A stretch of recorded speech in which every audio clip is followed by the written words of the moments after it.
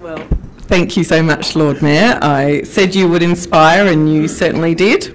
So I think it's time for another round of applause for our next batch. And we're up to H.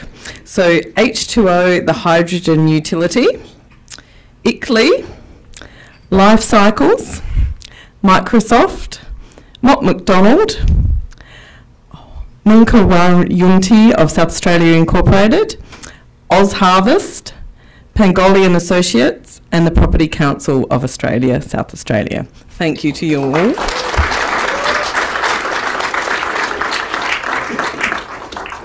And I do recognise by joining by tonight, you've all taken, I think, an extra leap, and we are so grateful to have all of you joined and so many of you representing your organisations here tonight. So we're now going to hear from the person whose face adorns the buses of Adelaide, Jenny Paradiso. And Jenny's the co-founder and managing director of Suntrix Solar Energy Solutions, and she also has the honourable title of the 2016 Australian Telstra Businesswomen's Entrepreneur of the Year, as well as the Telstra's 2016 South Australian Businesswoman of the Year. I was lucky enough to see Jenny win that award, and she was inspiring and fantastic, as she always is. And she will talk to us about Suntrix and also really the journey that she's taken on that brings her here tonight. Thanks, Jenny.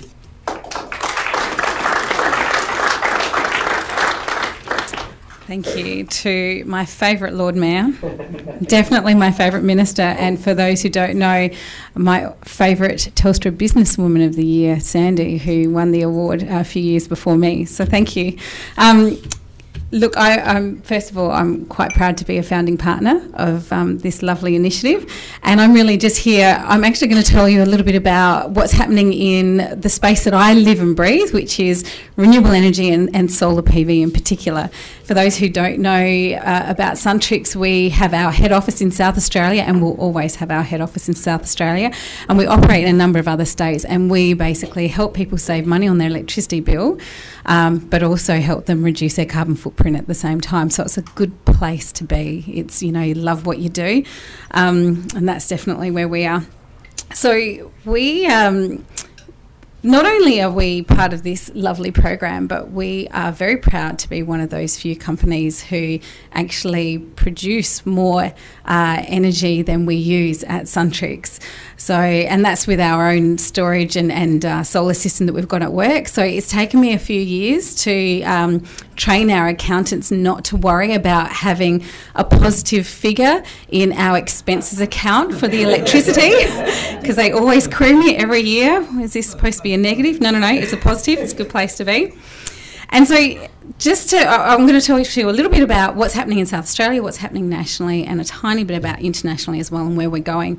So you've heard a lot about what's happening in regards to our state and local initiatives, and I've got to say this is quite unique in many areas to have City of Adelaide actually working with state government on a lot of these initiatives, and it's something that I think is showing a really good example across the rest of Australia and the world. And we see a lot more companies in particular, SMEs in particular, and other local governments taking the initiative to bring in solar PV for themselves. And a few that we're working with right now that are definitely worth a mention is Petstock are putting solar PV on every single site that they've got in South Australia. Precious Cargo Childcare Centres not only put them on all of their sites in South Australia, but are now starting to roll that out interstate as well.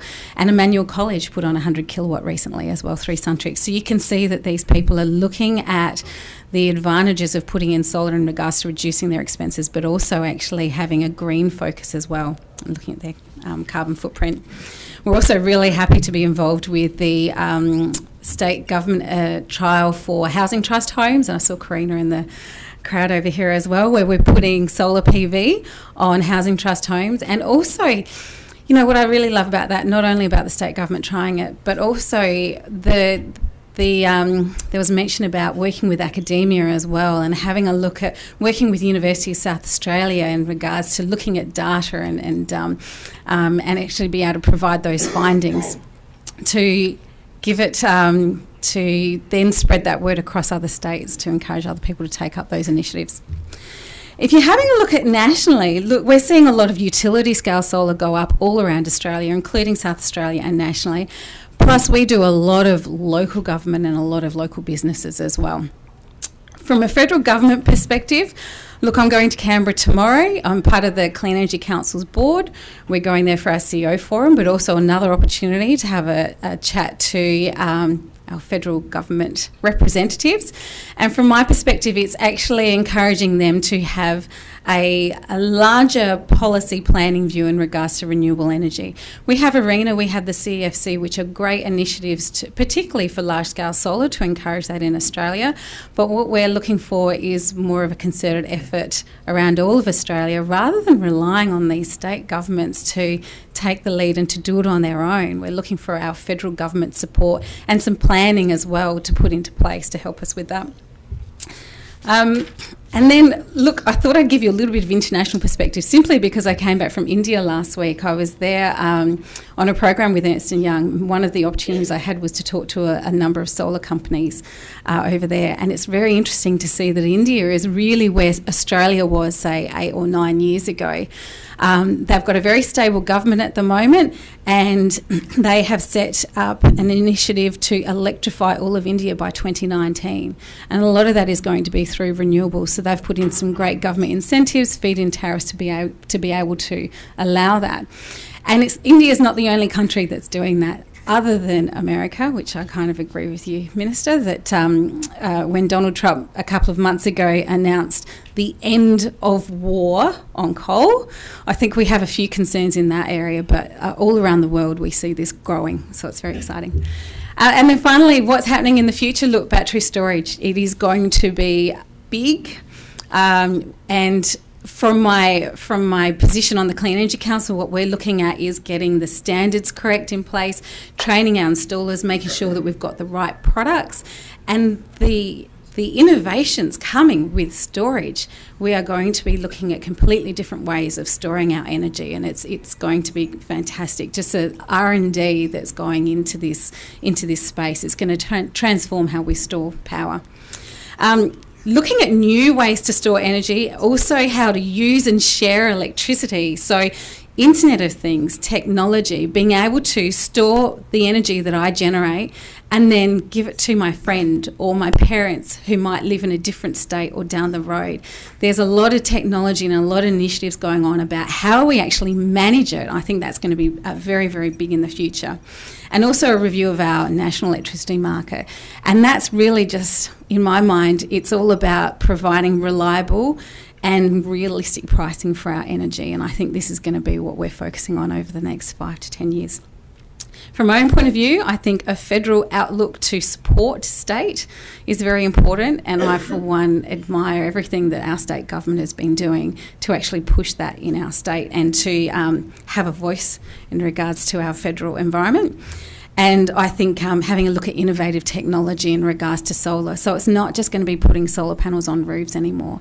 It's looking at putting them on different places, for example on water, but also different types of panels that you can install on the sides of buildings, flexible panels. There's a lot of different innovations that have been around for years, but I actually think they're really going to start getting some traction in the next few years.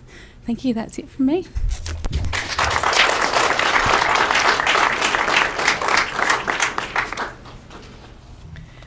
Thank you, Jenny. That was great to hear of your journey and your ongoing efforts, so we appreciate that.